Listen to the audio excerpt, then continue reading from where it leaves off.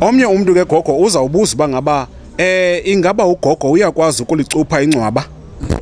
Ndiyakwazi ukulicupha ingcwaba bhuti, kodwa eyona nto ndiyisuggesta kakhulu umuntu xa eswelekileyo ngelixesha esaswelekile nibona into yoba anivisisi anonwabelanga ukusweleka kwakhe nilikhaya, ngase ningasebenza umzimba, ningamlindi nimngcwabe, nicuphe ingcwaba.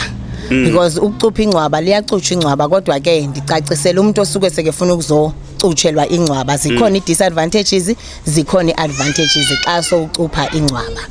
Lona liyacutshwa, ndiyalicupha ukulicupha, kodwa zikhona i-disadvantages ne-advantages. Ndiza kucacisela ke xa sowusithi ufuna ukucupha ingcwaba. Into ebaluleke kakhulu bhuti mikhulu kuba mabacuphe umzimba, cupha umzimba ngoku ungekangcwatshwa, uthi ungcwatshwa ube sowusebenzile umzimba. Okay, xa usithi bangaba zikhona i-advantages and disadvantages zokucutshwa kwencwaba, you mean bangaba naxa kucutshwa umzimba kuyafana? Azikho kakhulu, azikho i-disadvantages xa kucutshwa umzimba. Ewe cha andikhalele ukuyicacisa apha. Andikhalele ukuyicacisa apha, ndiyicaciselela umuntu ngelo xesha. Into ebalulekileyo ngoku ngalomzuzu yoba ndiyamcupha umzimba.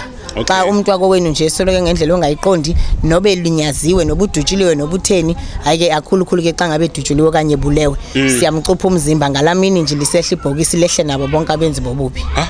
Ngalo mini nje olinyaziwe yena nje njengoba nisithi ndikhuthaza ukucupha umzimba, it's because xa ndisebenze umzimba ngolwesithathu, ngolwesihlanu, ngomgqibelo xa ke ngcwatshwa lo muntu lowo, xa uhla umzimba wehla nabo bonke abenzi bobubi. Andikhathaliseki noba kuligqirha leminyaka, ubunesandla kula mzimba endimcuphileyo.